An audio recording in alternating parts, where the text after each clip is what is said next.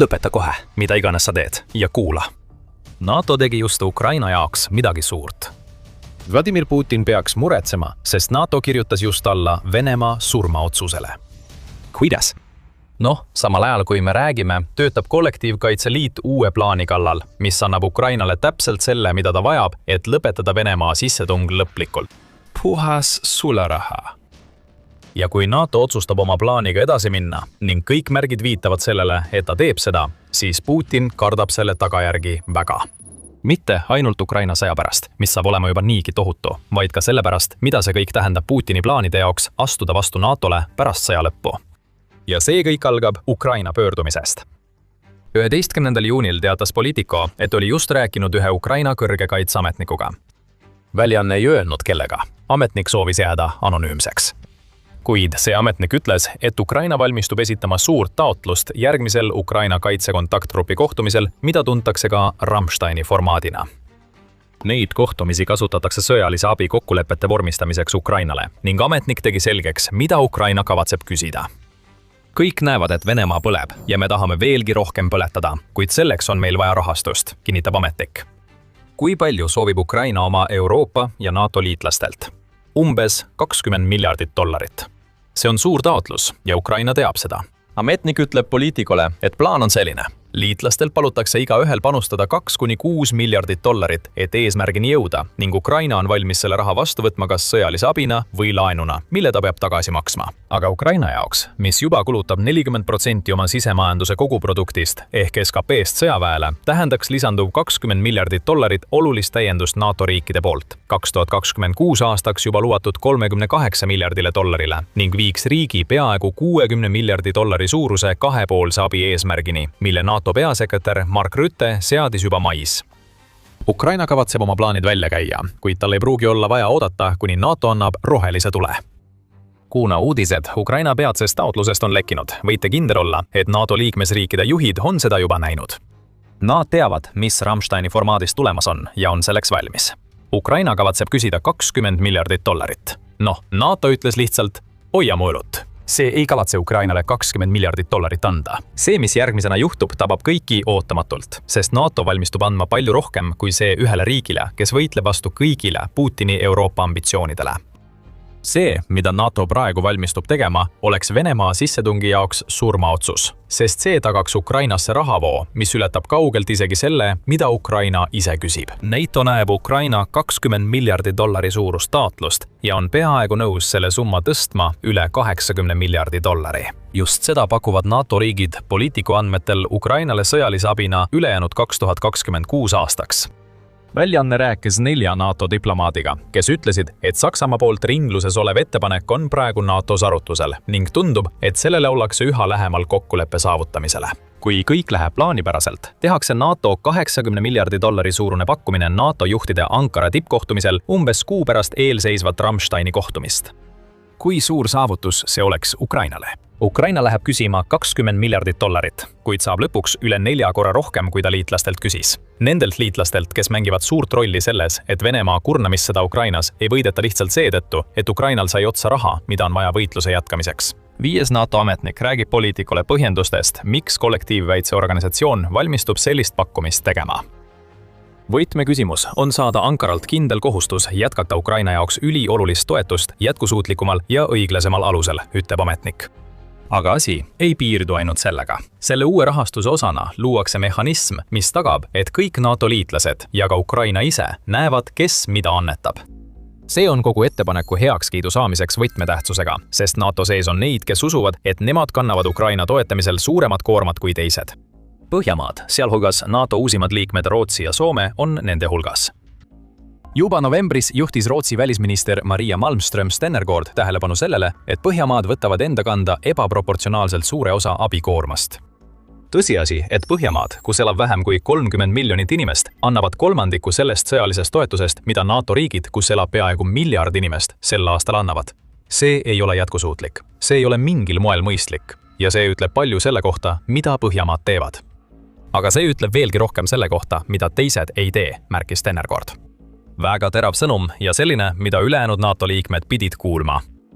Tol ajal tegi Rootsi välisminister ettepaneku vabastada Euroopa riikides hoitavad Venemaa varad ja anda need Ukrainale. See pole siiski võimalus nende jaoks, kelle käes need varad on, kuigi neid varasid kasutatakse $104 miljardi suuruse laenu tagamiseks, mille Euroopa Liit on Ukrainale lubanud. Nii et külmutatud varad on välistatud, vähemalt selles mõttes, et neid lihtsalt Ukrainale üle anda. Mis on arutlusel, on uus NATO ettepanek, mille kohaselt jõuab üle $80 miljardi Ukrainani, valmis kasutamiseks Putini sissetungi tagasitõrjumiseks sinna, kus päike ei paista. Siin on see, mida me seni NATO ettepaneku kohta teame. Esiteks mainisime, et see on Saksamaa ettepanek. Põhjus, miks see üldse olemas on, seisneb selles, et NATO liikmed lükkasid teise ettepaneku tagasi. Mais, umbes samal ajal, kui Rutte seadis Ukraina abiks eesmärgiks $60 miljardit. NATO peasekretär tegi samuti ettepaneku, et iga NATO liige eraldaks 0,25% oma SKP-st Ukraina toetamiseks, et tema seatud eesmärk täita. See lähenemine, kuigi SKP suhtes võrdne, oleks loomulikult viinud selleni, et mõned riigid panustaksid Ukrainasse palju rohkem kui teised. Saksamaal oli näiteks 2025 aastal Statista andmetel $5,048 triljonit SKP-d. Sellest SKP-st 0,25% Ukrainale andmine tähendaks veidi üle $12,62 miljardi, mis on umbes viiendik Venemaa kogu $60 miljardi eesmärgist 2026 aastaks. Ettepanek nõudis riikidelt järjepidevat kohustust Ukraina ees, mida nad ei saaks muuta isegi siis, kui sisemaised probleemid tooksid kaasa rahalisi raskusi. Seetõttu lükkasid selle tagasi mitmed NATO riigid, sealhulgas Prantsusmaa ja Ühendkuningriik, pannes Rutteri ettepanekule kriipsu peale. $80 miljardit abi, mida nüüd Saksamaa uue mehhanismi alusel pakutakse, hakkas toetus koguma pärast Rutteri idee tagasilükkamist. NATO uus plaan pakub rohkem paindlikkust, selle asemel, et siduda liikmesriigid kohustusega annetada 0,25% oma SKP-st. Lisaks seostub see Euroopa Liidu laenuga, mida me varem mainisime. Politico teatel hõlmab Saksamaa plaan peaaegu $35 miljardit laenuraha, mille Euroopa Liit on juba eraldanud, mis jätab umbes $45 miljardit kahepoolsete abiprogrammide kaudu rahastamiseks. Eeldades, et ettepanek läbib läbirääkimiste etapi ja jõuab Rammsteini formaadis Ukraina kätte. Nii et siin on lusika täis suhkrut, mis aitab ravimil palju kergemini alla minna, kui see oleks olnud Rutteri ettepaneku puhul. Et jõuda $80 miljardi, mida Ukrainale Ankaras pakutakse, peavad NATO liikmed ühiselt leidma vähem raha, kui nad peaksid panustama SKT-põhise plaani puhul. Rääkides rahast, tähendaks see pakkumine ka märkimisväärset kasvu NATO liikmete poolt Ukrainale antavas rahastuses. 4. juunil avaldatud analüüsis teatas Keeli instituut, et Ukraina NATO liitlased hoiavad rahastust endiselt suhteliselt kõrgel tasemel. Saksamaa näiteks eraldas Ukrainale nii märtsis kui ka aprillis umbes $4,8 miljardit, mida Ukraina kasutas õhutõrje ja droonide soetamiseks. Ühendkuningriik andis samal perioodil umbes $1,5 miljardit abi ning teised NATO riigid andsid neil kuudel abi $100 miljonite ulatuses.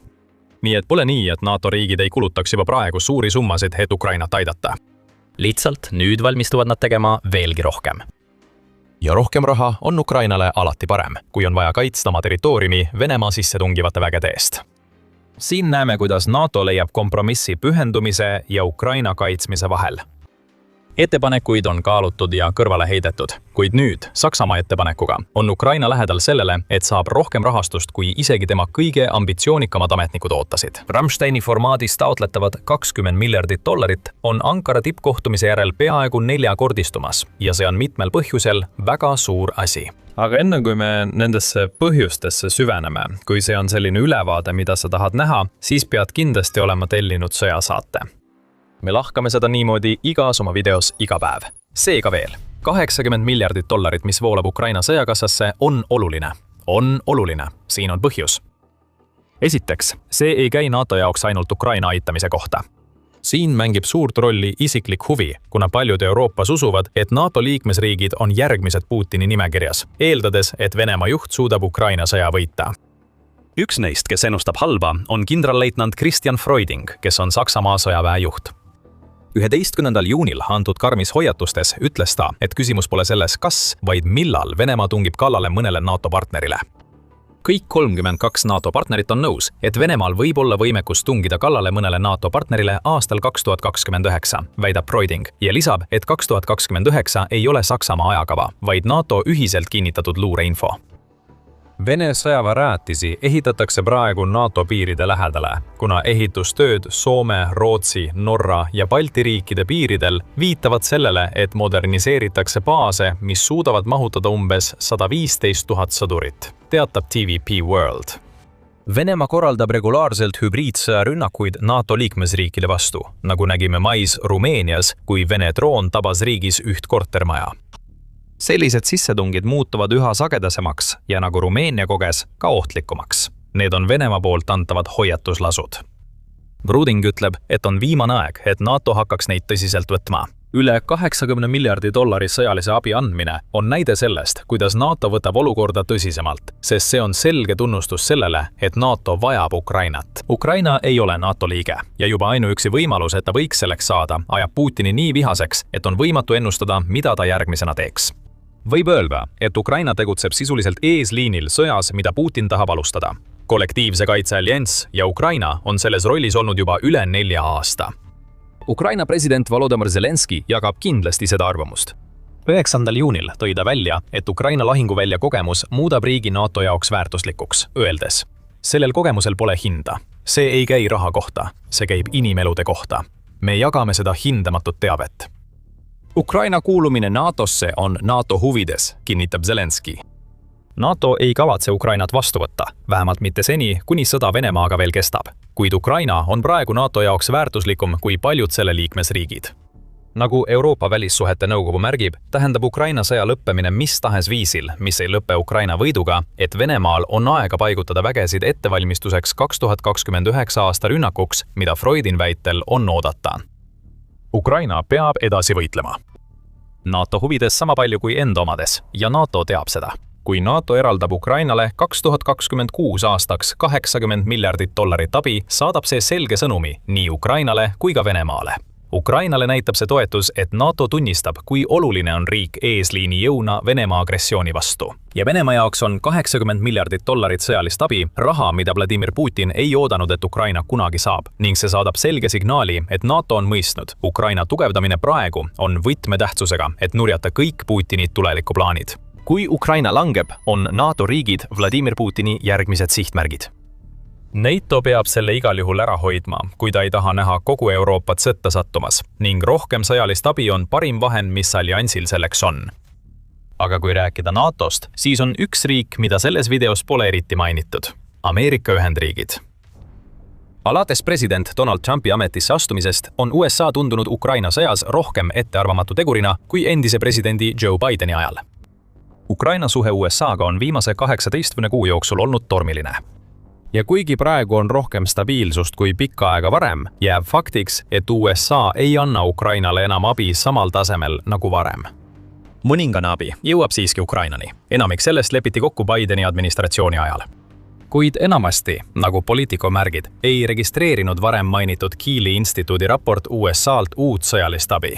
Militani lisab, et Trumpi administratsiooni rekordiline 1,5 triljoni dollari suurune kaitse-eelarve taotlus 2027 eelarveaastaks ei sisalda ühtegi viidet sellele, et osa sellest rahast läheks Ukrainale. See on praegu Ukraina reaalsus. Miljardid, mis Bideni ajal USA-st Ukrainasse tulid, on Trumpi ajal kuivanud.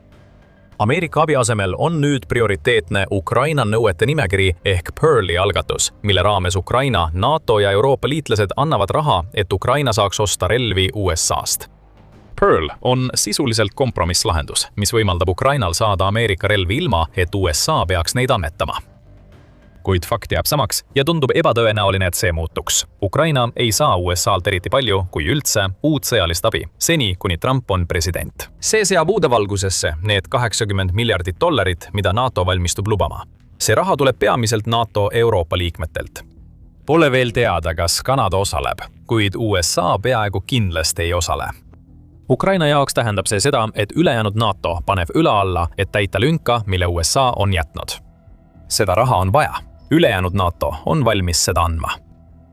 Sellele punktile väikese lisama püüavad mõned USA's siiski abiannetuste protsessi käima lükata, nii et võib-olla ei saa me seda riiki veel sõjalise abi võrrandist välja arvata. 12. juuni raportis teatab Kiel Independent, et USA Senati relvateenistuste komitee on hääletanud Ukraina abistamise pikendamise poolt summas $750 miljonit, mis on osa just mainitud 2027 aasta eelarvest. Siiski on see alles eelnõu, mitte kindel otsus. See peab veel läbima kogu seadusandliku protsessi, sealhulgas arutelud ja heakskiidu mõlemas USA kongressikojas.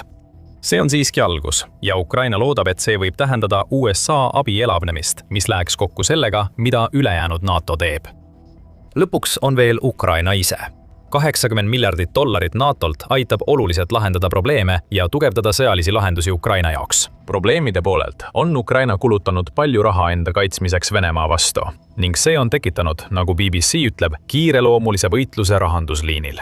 Väljaanne teatab, et Ukraina valitsuse kulutused 2026 aastaks on planeeritud ulatuma $112 miljardi, millest 60% läheb riigi relvajõududele. Selline kulutamine jätab Ukrainale eelarvesse umbes $45 miljardi suuruse puudujäägi. $45 miljardit on täpselt see lisarahasumma, mille NATO uus ettepanek kokku paneks, lisaks $35 miljardile, mille Euroopa Liidu laenumehhanism on juba Ukrainale taganud. Need tükid sobivad omavahel liiga hästi, et see võiks olla juhus. Mis puudutab seda, mida Ukraina selle rahaga teha saab, siis prioriteediks on õhutõrje ja droonid ning viimased on juba 2026 aastal osutunud mängu muutjaks, kuna Venemaa sõjavägi ei suuda kevadsuvise pealetungi käigus, mis pidi Ukraina halvama, olulist edu saavutada. NATO Parlamentaarse Assamblee kevadistungil ütles Ukraina kaitseministri asetäitja härra Slav Banik osalejatele, et Ukrainal on võimalus suurendada oma droonide tootmist muljetavaldava 20 miljoni ühikuni aastas, kui NATO liitlased on valmis rohkem raha eraldama. See on 5 korda rohkem droone, kui Ukraina tootis 2025 aastal ja see võiks saada reaalsuseks, kui NATO annab Saksamaa ettepanekule rohelise tule. Ukraina droonid muudavad praegu sõjas olukorda märkimisväärselt. Riigi droonieelis on juba märkimisväärne, kuna Ukraina tabas mais 180 000 Vene sõjalist sihtmärki, mis on 12,7% rohkem kui aprillis, ütles Ukraina relvajõudude ülemjuhataja Aleksander Sõrskõi. Ta ütleb, et Ukrainal on juba 1,5-kordne ülekaal FPV droonide osas. Neil on tugev varu püüdurdroonidest, mis peatavad Vene Shahed-droonid ning nad kasvatavad keskmaa droonide varu, mis võimaldab Ukrainal Vene logistikat purustada. Kujutage ette, et kõik, mida Ukraina saavutab, korrutatakse kuni 5-ga, seda tänu suuremale NATO rahastusele. Venemaa läheks Ukrainas ummikseisust olukorda, kus nad oleks sunnitud aktiivselt taanduma, kuna Ukraina droonid külvavad lahinguväljal kaost. See on võimalik tulevik, mis ootab Putinit ja tema vägesid. Palju sõltub Ankarast. Juulis saame teada, kas NATO ettepanek anda Ukrainale $80 miljardit abi saab teoks. Aga nüüd peame ootama ja vaatama, mida NATO liikmed rahalises plaanis otsustavad teha. Aga me teame kindlalt, et NATO teeb ka muid samme, et näidata Putinile, et sõja laiendamine väljapoole Ukrainat oleks väga halb mõte. Midagi suurt toimub Venemaa piiridel NATO riikidega, kuna kaitsemeetmeid ja uusi juhtimisstruktuure pannakse paika. Kui soovid rohkem teada saada, või vaadata meie videot, et avastada, mida NATO veel varuks hoiab. Ja kui sulle see video meeldis, siis ära unusta tellida The Military Show'd, sest toome sinuni uudiseid Ukrainast, mida peavoolumeedias sageli ei näe. Ja nagu alati, aitäh vaatamast!